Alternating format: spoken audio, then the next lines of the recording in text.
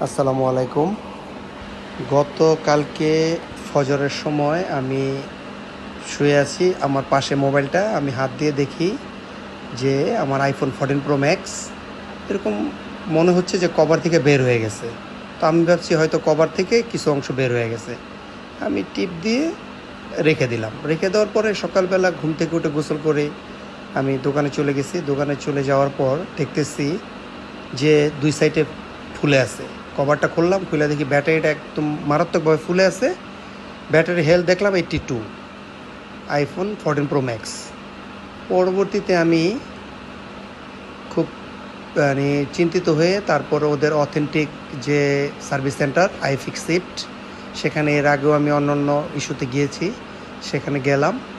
যাওয়ার পরে ওনারা দেখে বলল এটা ব্যাটারিটা ফুলে গেছে, ব্যাটারিটা নষ্ট হয়ে গেছে। জিজ্ঞেস করলাম এটার কারণ কি। বললো যে বর্তমানে যে বিদ্যুৎ চলে যাচ্ছে, যে জেনারেটর দিচ্ছেন দোকানের মধ্যে, আমি যখন বিদ্যুৎ থাকে না তখন জেনারেটরে চার্জ করি, কারণ বিদ্যুৎ তো প্রায় সময় থাকে না, দীর্ঘ সময় থাকে না।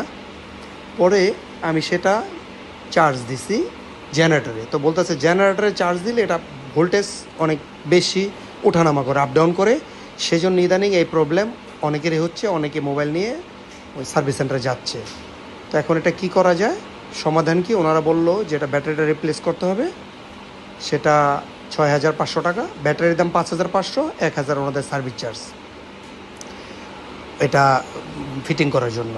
6,500 টাকা নিল এবং এটার জন্য 1.5 বছরের 18 মাসের ওয়ারেন্টি দিল, যে 18 মাসের মধ্যে যদি 80% নামে তাহলে ওনারা চেঞ্জ করে দিবে। এখন আইফোনের মতো এরকম একটা দামি মোবাইল এবং অনেক বেশি আগেরও না, এবং নিউ ডিভাইস নতুন কিনেছিলাম আমি, সেটা এরকম হইলো 82% আমার ব্যাটারি হেলথ ছিল। আমি আগে পরে কিছুই না বা অল্প ফুলে নাই, আমি খুবই হতবাক হয়ে গেলাম। তো ওনারা চেঞ্জ করে দিল, চেঞ্জ করে আমি নিয়ে আসলাম। ওনারা দুইটা আমি বললাম যে এটা হওয়ার কারণ কি। ওনারা বলল প্রথমত জেনারেটরে চার্জ দেওয়া ভোল্টেজ ওঠানামা করে, এটা একটা কারণ। আর দ্বিতীয়ত বলতেছে অরিজিনাল চার্জার বা ভালো ব্র্যান্ডের চার্জার, অরিজিনালটা নষ্ট হয়ে গেলে তো আর অরিজিনালটা পাওয়া যায় না, ভালো ব্র্যান্ডের এই চার্জার অ্যাঙ্কার বা বাসিউস এটা দিয়ে দিবেন। তারপরে আমি 6,500 টাকা ওইখানে দিলাম, 500 টাকাতে একটা চার্জার কিনলাম। তো প্রচণ্ড হিট, এখন অনেক গরম বাংলাদেশের তাপমাত্রা। সবাই 85% উপরে চার্জ দিবেন না এবং খুব কেয়ারফুলি ইউজ করবেন। এমন ব্যাক কভার লাগাবেন না যেটা অনেক হেভি, যার জন্য বাতাস ফ্লো হয় না, এরকম লাগাবেন না কেউ। পাতলা কভার বা কভার না লাগাইলেও ভালো, বা এরকম যেন বাতাস ফ্লো হয় পাস করে, এরকম ব্যাক কভার লাগাবেন। এবং 85-এর উপরে চার্জ করবেন না, এবং রোদের মধ্যেও চার্জ দিবেন না। তাতে সবাই অন্তত এই এক্সট্রা খরচ থেকে বেঁচে যাবেন।